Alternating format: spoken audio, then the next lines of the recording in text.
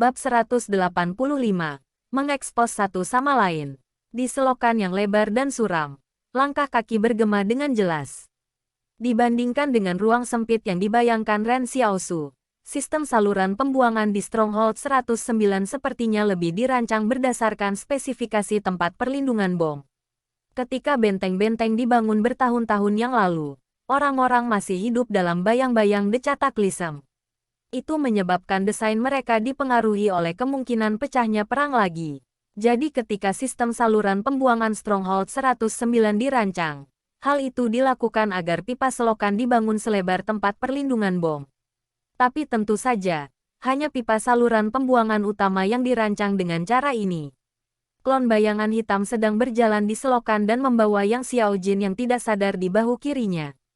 Ren Xiaosu, yang menahan rasa sakitnya, dibawa di bahu kanannya. Ren Xiaosu juga terluka, dan darah menetes ke sela-sela keruh dari lengannya yang menjuntai. Tampaknya tertarik oleh darah itu, tikus-tikus selokan besar mengawasi tiruan bayangan saat ia berjalan dalam kegelapan dan juga dua orang yang terluka yang dibawanya di pundaknya. Tetapi karena suatu alasan, tikus tidak berani keluar untuk menyerang mereka. Ren Xiaosu tidak hanya berurusan dengan luka-lukanya sendiri tetapi juga menanggung rasa sakit akibat gigitan yang diterima oleh klon bayangan selama pertempuran yang pada gilirannya ditransmisikan kepadanya. Ini mungkin pertarungan terberat Ren Xiaosu hingga saat ini. Pada awalnya, dia pikir dia hanya perlu menghadapi 6 eksperimen. Tetapi begitu mereka mulai berkelahi, dia menemukan bahwa 5 eksperimen lain di gedung itu telah tertarik oleh keributan. Selama pertarungan, beberapa eksperimen telah ditendang dari gedung dan mati karena benturan. Karena mayat mereka tidak ada di atap, Luo Xinyu salah menilai keadaan pertempuran ketika dia tiba di tempat kejadian. Berdasarkan pemahaman Luo Xinyu, makhluk supranatural yang bisa menyerang dan membunuh 6 eksperimen pada saat yang sama sudah sangat menakutkan. Bahkan, dia bahkan tidak berani berpikir di luar skenario itu. Di era ini ketika makhluk gaib baru saja mulai bangkit, semua orang perlahan-lahan merasakan jalannya ke depan saat mereka maju di bidang gaib. Kecuali jika itu adalah kejahatan alami seperti Li Shentan, seseorang masih akan kesulitan menggunakan kekuatan mereka untuk mengatasi massa. Dengan kata lain, tidak ada satu orang pun hari ini yang cukup kuat untuk mengabaikan jumlah musuh mereka. Makhluk supernatural tidak kuat sejauh itu. Mengapa lagi mereka diburu oleh organisasi sampai-sampai mereka harus tetap bersembunyi di seluruh dunia? Tetapi ada konsensus di antara semua organisasi supernatural. Seorang makhluk gaib yang cukup kuat untuk mengabaikan massa pasti akan terlahir cepat atau lambat. Ketika klon bayangan terus berjalan maju di selokan, Yang Xiaojin tiba-tiba sadar. Pada saat ini, seluruh tubuhnya sangat sakit sehingga dia bahkan tidak bisa mengangkat dirinya. Ren Xiaosu, suaranya aneh tiba-tiba di selokan kosong. Ren Xiaosu berkata dengan sedih, di mana kita? Yang Xiaojin bertanya. Pertanyaan bagus. Ren Xiaosu menjawab, secara umum, kita berada di selokan. Tetapi jika Anda ingin lebih spesifik, saya tidak tahu di mana kita berada. Petik 2. Yang Xiaojin langsung menyadari bahwa Ren Xiaosu mungkin juga terluka. Tapi dari cara dia masih berbicara dengan tidak masuk akal, luka-lukanya seharusnya tidak terlalu buruk. Klon bayangan akhirnya berhenti ketika menemukan platform kering untuk menempatkan Yang Xiaojin dan Ren Xiaosu turun. Yang Xiaojin dan Ren Xiaosu keduanya bersandar di dinding dan duduk. Ren Xiaosu mengeluarkan lilin dan menyalakannya sebelum meletakkannya di tanah. Dia bertanya, mengapa Luo Xinyu tidak membawamu pergi kali ini? Mungkin karena sesuatu terjadi. Yang Xiaojin telah pulih sedikit. Jika sesuatu tidak terjadi, dia akan datang untukku. Ren Xiaosu masih tidak menyerah untuk mencoba menyembunyikan kekuatannya bahkan saat ini. Dia berkata kepada klon bayangan, terima kasih, Ootsu. Yang Xiaojin tertawa kecil, luka saya sangat sakit. Jadi tolong jangan membuatku tertawa. Sutua berlari dari jarak lebih dari 100 km hanya untuk menyelamatkan kami. Apakah Anda benar-benar tidak akan berterima kasih padanya? Ren Xiaosu berkata dengan benar. Kami diam-diam menanam pelacak di Suxianchu. Yang Xiaojin menjelaskan. Dia baru saja menyeberangi pegunungan Tungsten pagi ini dan terus menuju barat laut ke Stronghold 178. Kaulah yang menyuruhnya pergi ke sana, bukan? Saya ingat Anda menyebutkan Zhang Jinglin sebelumnya. Saya tidak terlalu memikirkannya pada saat itu. Hanya saja nama itu terdengar familiar. Tetapi saya tidak yakin apakah itu sama dengan yang saya tahu. Petik 2. Ren Xiaosu marah. Hak apa yang kamu miliki untuk menanam pelacak di Oultsu? Jangan mengubah topik, Yang Xiaojin berkata dengan lembut. Jadi saya dulu punya pertanyaan yang saya tidak tahu jawabannya. Saya jelas melihat Anda di pegunungan Jing. Namun konsorsium Qing tidak pernah menempatkan Anda dalam daftar orang yang dicari. Alih-alih menempatkan hadiah besar di kepala Su Xianchu. Petik 2. Ren Xiaosu berkata. Merasa bersalah. Itu tidak ada hubungannya denganku. Jangan coba-coba menuduh saya apapun. Petik 2. Jadi kekuatan supermu adalah untuk menyalin kekuatan super orang lain, kan? Yang Xiaojin berkata dengan suara lembut. Kamu juga menyalin milikku. Dengan hati-hati aku mempelajari sudut di mana kamu mengangkat pistol. Dan itu persis sama dengan milikku. Tidak ada perbedaan. Petik 2. Yang Xiaojin selalu merasa bahwa Ren Xiaosu mengangkat senjatanya dengan cara yang sangat akrab. Seolah-olah dia melihat versi laki-laki dari dirinya sendiri. Tidak sampai sekarang dia akhirnya menemukan jawabannya. Yang Xiaojin tidak tahu bagaimana dia harus mengukur kekuatan Ren Xiaosu. Konsensus di antara organisasi-organisasi supernatural adalah, makhluk supernatural tidak dapat memiliki lebih dari satu kekuatan super pada saat yang sama. Tapi Ren Xiaosu berbeda. Dia sudah melebihi itu memiliki dua kekuatan super sejak beberapa waktu lalu. Semua makhluk supernatural hanya berhasil membangkitkan kekuatan super mereka setelah melalui masa-masa sulit. Namun kekuatan super mereka sekarang dapat dengan mudah disalin oleh orang lain. Bahkan, kekuatan super yang direplikasi bahkan lebih kuat dari aslinya. Sangat frustasi. Sebagai contoh, tiruan bayangan Su Xianchu tidak sekuat milik Ren Xiaosu. Dengan demikian, Yang Xiaojin merasakan kekuatan Ren Xiaosu menempatkannya di atas semua makhluk gaib lainnya. Yang Xiaojin melanjutkan.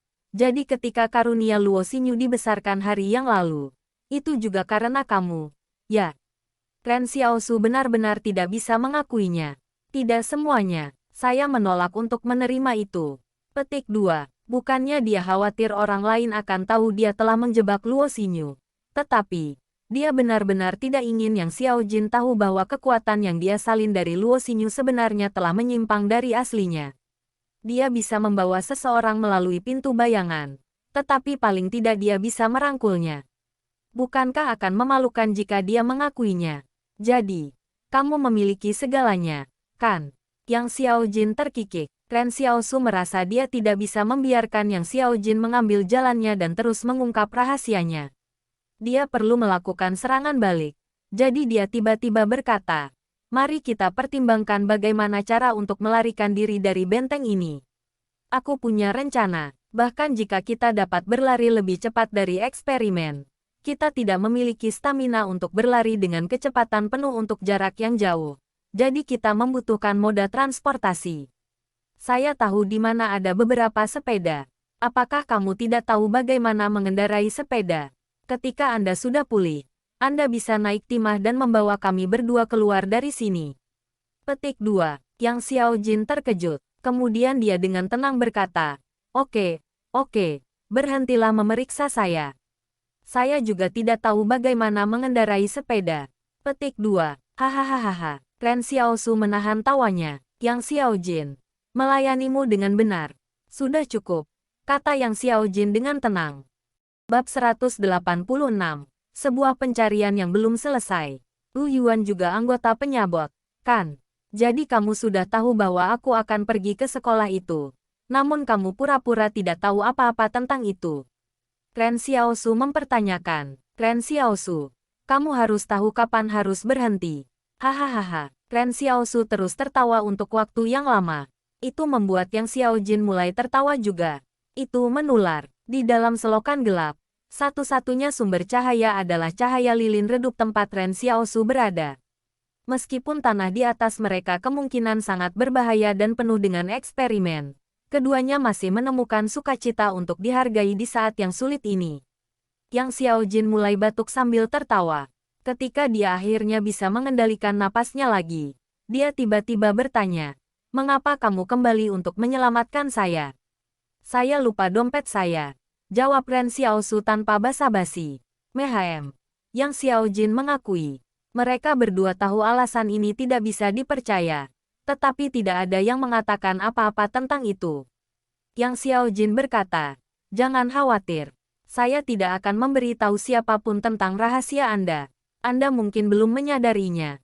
Tetapi Anda sudah dianggap sangat kuat bahkan di antara makhluk gaib." Petik 2. Yang Xiao Jin mengingat kembali pertempuran itu. Bahkan, dia tidak yakin pada saat itu apakah Ren Xiaosu bisa menghadapi 6 eksperimen dan mengalahkan mereka. Ini karena berdasarkan apa yang dia ketahui, tidak ada banyak makhluk gaib yang dapat melakukan 6 eksperimen sekaligus. Di era saat ini, makhluk gaib telah mulai tumbuh seperti rebung setelah hujan musim semi. Namun, kekuatan mereka belum cukup kuat untuk menembus ambang batas tertentu. Para penyabot mendefinisikan ambang ini sebagai, apakah makhluk gaib mampu mengabaikan kekuatan massa? Dalam istilah awam, itu hanya berarti apakah makhluk gaib mampu menghancurkan kekuatan tempur organisasi sendirian. Li Sentan dapat dianggap di tengah jalan karena kekuatannya bergantung pada menghipnotis targetnya. Jadi dia akan dianggap menggunakan massa melawan massa. Adapun kekuatannya sendiri, itu mungkin tidak terlalu bagus. Tetapi pasti akan ada suatu hari ketika individu yang benar-benar kuat muncul dari dunia makhluk gaib. Para penyabot menyebut ini, Dawn of Gods. Kembali di atap, Yang Xiao Jin telah menyaksikan kekuatan klon bayangan Ren Xiaosu. Itu memiliki kekuatan dan kecepatan yang menghancurkan keberadaan eksperimen. Selain itu, bahkan ketika sekelompok eksperimen menyerang sekaligus, mereka masih tidak bisa menjatuhkannya sepenuhnya. Tapi yang paling mengejutkan Yang Xiao Jin adalah bahwa Ren Xiaosu dan klon bayangan mampu menggunakan pedang mereka sendiri. Jujur, Yang Xiao Jin belum pernah melihat senjata yang mampu memotong eksperimen seperti itu. Bahkan tidak terasa seperti itu adalah sesuatu yang mampu dihasilkan oleh peradaban modern. Dengan demikian, itu hanya dapat dikaitkan sebagai semacam kekuatan. Pada saat itu di atap, Ren Xiaosu menunjukkan kesadaran tempur yang kuat. Kesadaran tempur, ini tidak merujuk pada teknik tetapi naluri. Naluri bukanlah sesuatu yang bisa dilatih. Pelatihan dapat memungkinkan seseorang untuk meningkatkan kecepatan reaksi mereka, mendapatkan kekuatan yang lebih besar, menjadi lebih cepat, dan bahkan belajar cara-cara cerdas untuk menghasilkan kekuatan. Tetapi tidak ada yang bisa menggantikan insting. Beberapa orang mengatakan bahwa kerja keras dapat menggantikannya. Tetapi hanya elit sejati yang mengerti bahwa kerja keras tidak akan pernah bisa menggantikan bakat. Dan Ren Xiaosu memiliki bakat untuk bertempur. Jika bukan karena eksperimental terakhir yang merangkak dan menyelinap menyerang, Ren Xiaosu bahkan tidak akan terluka. Pada saat ini, Ren Xiaosu mengeluarkan 2 potong hardtek dan menyerahkan satu kepada Yang Xiao Jin, meninggalkan satu untuk dirinya sendiri di tangannya yang lain. Yang Xiao Jin tidak berdiri pada upacara dan hanya mengambilnya darinya. Mereka berdua terluka dan kehilangan banyak darah, sehingga mereka perlu mengisi kembali energi apapun yang diperlukan yang bisa mereka dapatkan. Dia melihat lilin di tanah di sebelah mereka dan tiba-tiba menyadari bahwa ini mungkin makan malam lilin pertama yang dia makan dalam hidupnya. Apakah ini dianggap sebagai makan malam dengan penerangan lilin? Ren Xiaosu memikirkannya dan bertanya, apa itu makan malam dengan penerangan lilin? Yang Xiao Jin tertawa, lupakan. Ren Xiaosu tiba-tiba bertanya, saya mendengar Anda menyebut Zhang Jinglin sebelumnya. Orang macam apa itu Zhang?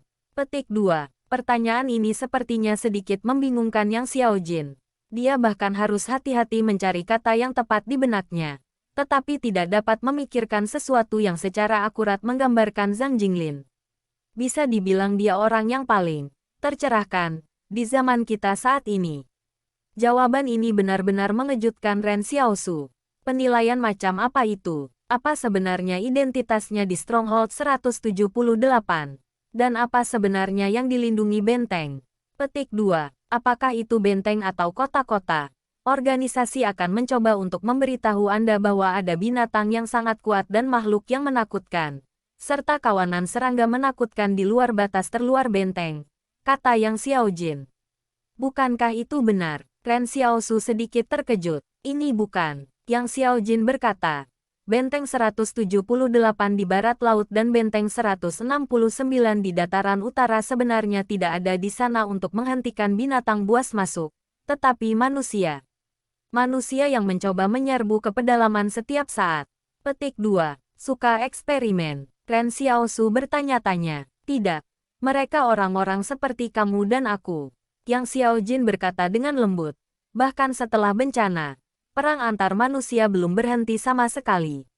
Itu mungkin tentang hal paling ironis yang pernah terjadi. Petik 2. Ini adalah rahasia yang belum pernah diketahui Ren Xiaosu.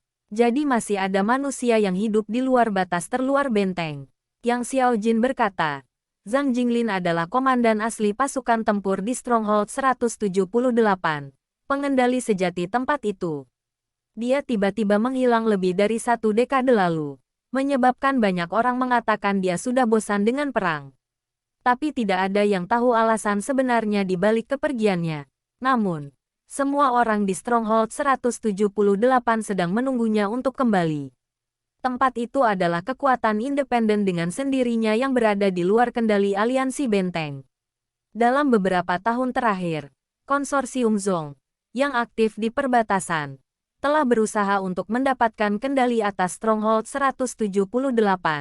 Tetapi sekarang setelah Zhang Jinglin kembali, rencana konsorsium Zong semuanya sia-sia, itu hanya mengenali Zhang Jinglin. Bahkan uang pun tidak menggerakkan mereka. Petik 2. Ren Xiaosu ragu akan hal ini. Zhang Jinglin bahkan tidak terlihat seperti seorang prajurit karena dia sangat lemah. Bagaimana mungkin seseorang seperti itu memiliki latar belakang yang kuat? Tapi ini juga meyakinkan Ren Xiaosu. Su Xianchu pasti akan mendapat perlakuan khusus dengan membawa surat rekomendasi itu di sana. Jadi dia tidak merasa buruk lagi. Tunggu, Ren Xiaosu tiba-tiba memikirkan masalah. Mengapa pencariannya yang tidak mengharuskannya untuk menyelamatkan penduduk benteng belum lengkap? Bukankah dia sudah menyelamatkan Yang Xiao Jin? Mungkinkah dia perlu mengeluarkannya dari benteng sebelum persyaratan pencarian terpenuhi? Itu tidak mungkin. Ren Xiaosu terus berpikir bahwa ada sesuatu yang salah di suatu tempat. Dia memandang Yang Xiao Jin dan bertanya, apakah Anda memegang kartu ide Stronghold 109? Yang Xiao Jin terkejut. Seolah-olah dia tidak bisa membungkus kepalanya mengapa Ren Xiaosu mengajukan pertanyaan ini. Tidak. Mengapa aku membutuhkannya? Jika ada yang muncul, aku bisa mencari Paman Lu untuk menyelesaikannya. Kami tidak membutuhkan kartu ide di sini. Petik 2. Ren Xiaosu terdiam. Oh, jadi Yang Xiao Jin sebenarnya bukan penghuni kubu ini. Tidak heran istana secara khusus menekankan Ren Xiaosu menyelamatkan penduduk benteng. Jadi sepertinya istana juga takut kalau Ren Xiaosu hanya akan berusaha menyelamatkan Yang Xiao Jin dan bukan yang lain. Namun, Ren Xiaosu tidak menyadari niat pencarian pada saat itu. Yang Xiao Jin bertanya-tanya. Saya merasa aneh pada saat itu. Jelas ada begitu banyak orang yang masih berlari untuk hidup mereka di jalanan. Jadi mengapa begitu banyak eksperimen berpisah dari yang lain dan datang untuk menyerang saya? Petik 2. Ren Xiaosu berpikir sejenak sebelum menjawab. Mungkin karena kamu bukan penduduk benteng. Yang Xiao Jin bingung.